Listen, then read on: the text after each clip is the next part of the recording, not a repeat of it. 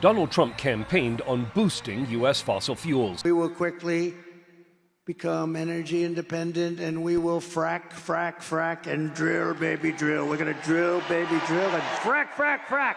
Joe Biden's administration invested in building out the nation's electric vehicle charging network and worked with congressional Democrats to create a national service program on climate change as part of what Biden called a Green New Deal.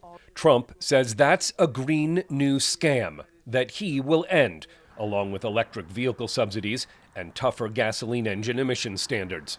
In his first term, Trump withdrew from an international climate treaty. The Paris Climate Accord is simply the latest example of Washington entering into an agreement that disadvantages the United States. Trump supporters in Congress say his commitment to oil and natural gas in a second term positions U.S. producers to capitalize on growing global energy demands without the limits of climate deals. Those changes may have less of an impact than they would have 10 years ago, says energy analyst Zara Ahmed. The president has broad power to repeal through the regulatory process proposed and existing regulations, including for things like power plant emissions of methane, for vehicle emissions as well.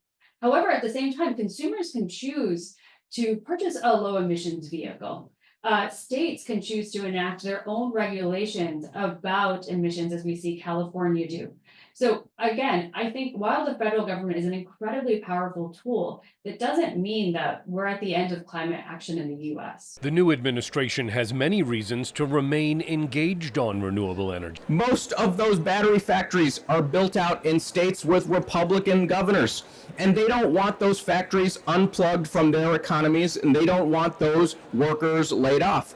They want this prosperity to continue. Industry analysts say Trump's commitment to deregulating American business may end up helping renewable energy by speeding the permitting of new transmission lines. Scott Stearns, VOA News.